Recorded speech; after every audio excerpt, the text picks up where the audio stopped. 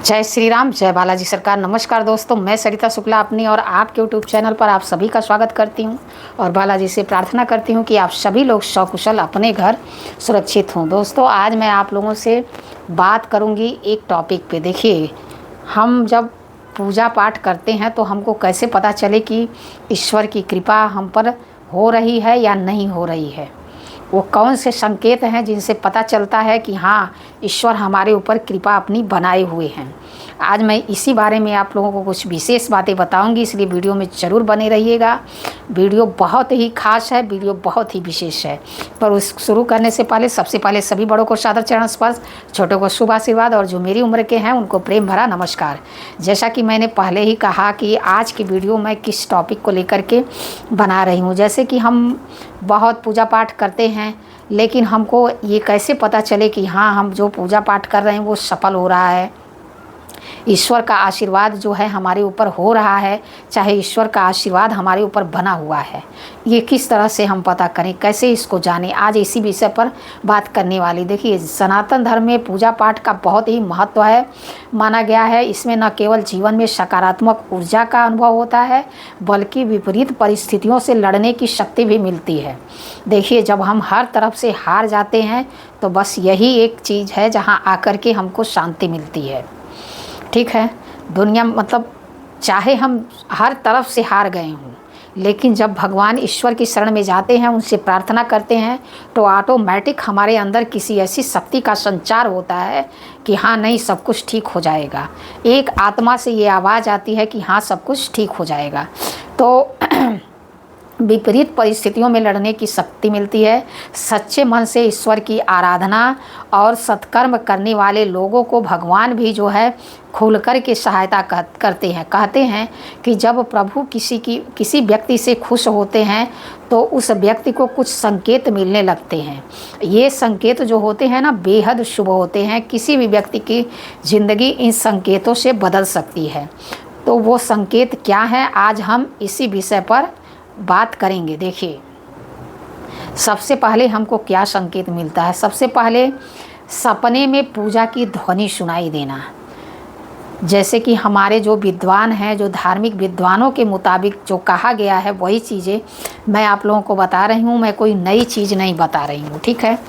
तो इसमें क्या है, अगर आपको सपने में मंत्रों की आवाज़, शंख की ध्वनि, ओम की ध्वनि या घंटे की आवाज़ सुनाई देती है, तो समझ जाइए कि ईश्वर ने आपके सिर पर अपना हाथ रख दिया है और आप पर उनकी कृपा जो है बरसने वाली है और आपके जीवन में जो है शांति और सकारात्मक परिणाम देखने को मिलने वाले हैं।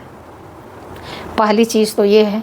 दूसरी चीज़ क्या है, हिंदू धर्म में गौ माता कहा गया है कि जिसमें सभी देवी देवताओं का वास होता है।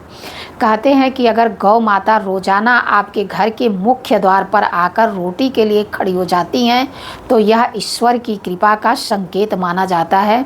आप समझ लीजिए कि ईश्वर स्वयं जो है आपके साथ हैं।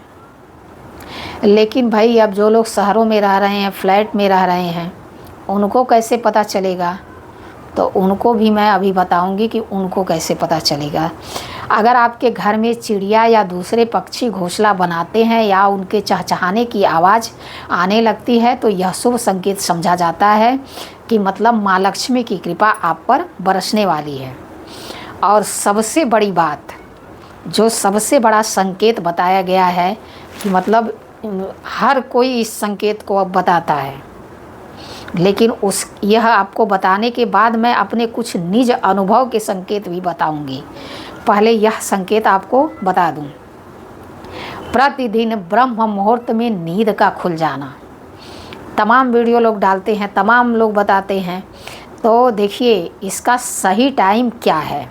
कोई बताता है 3:30 बजे उठो, कोई बताता है कि 3 बजे आँख खुले। ऐसा कुछ नहीं है। देखिए, ज्योतिष शास्त्र के अनुसार यदि प्रतिदिन आपका ब्रह्म मुहूर्त यानी कि सुबह 4 बजे से लेकर के 5 बजे के बीच अगर नींद खुल जाती है तो यह आपके लिए प्रभु का बड़ा संकेत होता है। ठीक है।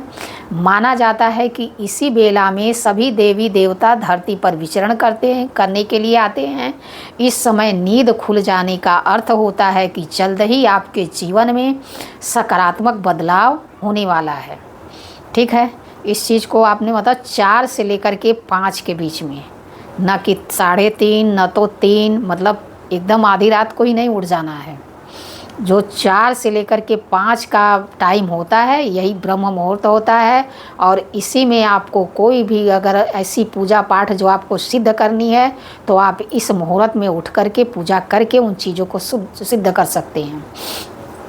अब जैसा कि मैंने आपको बताया कि मैं अपने कुछ निज अनुभव बताती हूँ कि कैसे मतलब पता चलता। देखिए, कभी कभी जो साधारण सी बातें मैं बताती हूँ, जैसे कि मान लीजिए आपने दीपक जलाया।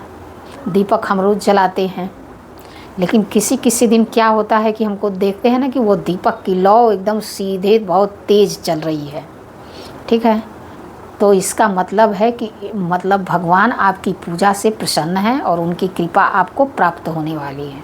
दूसरी चीज़, जैसे मान लीजिए कि जैसे मैं हनुमान चालीसा पढ़ती हूँ, तो बताना मतलब ये सब कहने की बातें नहीं हैं, लेकिन कुछ चीज़ें बतानी पड़ जाती हैं सोशल मीडिया पे। तो मतलब रोए जो हैं वो खड़े हो जाते हैं। उसको भाव विभोर होना, मतलब इसका मतलब भी जैसे कि मान लीजिए आप जिस भी देवी देवता की पूजा कर रहे हों, दुर्गा चालीसा पढ़ रहे हों, हनुमान चालीसा पढ़ रहे हों, अगर आपके रोंगटे जो हैं खड़े हों तो समझ जाइए कि ईश्वर आपके साथ हैं।